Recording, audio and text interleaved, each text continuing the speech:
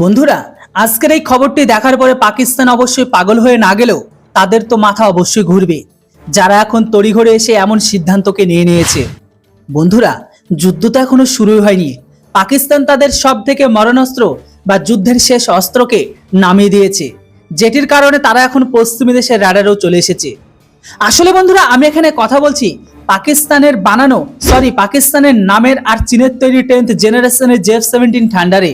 এর সাথে জড়িত পাকিস্তান তাদের নিউক্লিয়ার মিসাইলকে ডিপ্লয় করেছে। আর এখন এই মিসাইলের সাথে পাকিস্তানের ভাঙড়ি কাবাব জেট ভারত পাকিস্তানের সীমানাতে টহলদারি করে বেড়াচ্ছে।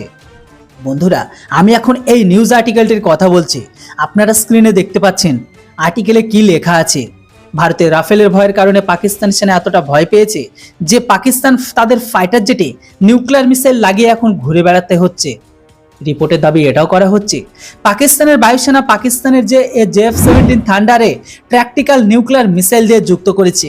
যে মিসাইলটির নাম বলা হচ্ছে রাট একটি subsonic air launch cruise missile, যেটিকে 1998 সালে ডিজাইন করা হয়। যদিও এখনো পর্যন্ত পাকিস্তান এটিকে ব্যবহারই করেনি, তখন থেকে শুরু করে এখনো পর্যন্ত এটা এমনভাবেই পড়েছিল।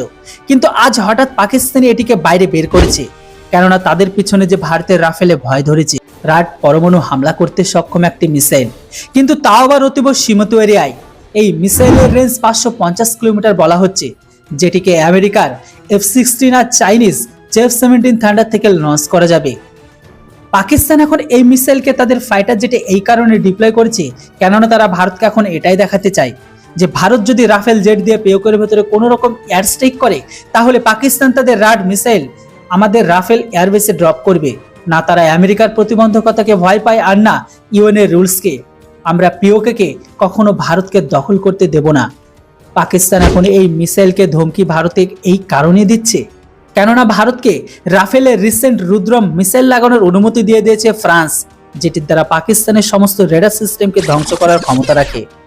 পাকিস্তান প্রথম থেকে চীনের ভাঙড়ি ডিফেন্স সিস্টেম কিনে চিন্তিত। এমত অবস্থায় ভারতের রুদ্রম রাফেলে যুক্ত হওয়া মানে পাকিস্তানের গরিবিতে আটা ভিজে যাবে।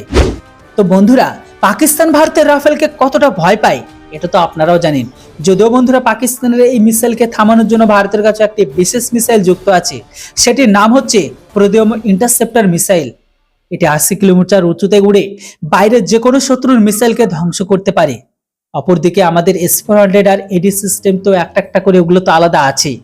বন্ধুরা, এবার আপনারা বলুন, পাকিস্তান যদি তারা প্রেসার পড়ে ভারতের ওপর কোনো নিউক হামলা করে দেয়, তাহলে আমাদের এর জবাবে পাকিস্তানকে কিসে দেওয়া উচিত? আপনাদের মতামত অবশ্যই কমেন্ট বক্সে লিখে জানান। Thanks for watching. জয় হিন্দ, বন্দে মাতরম।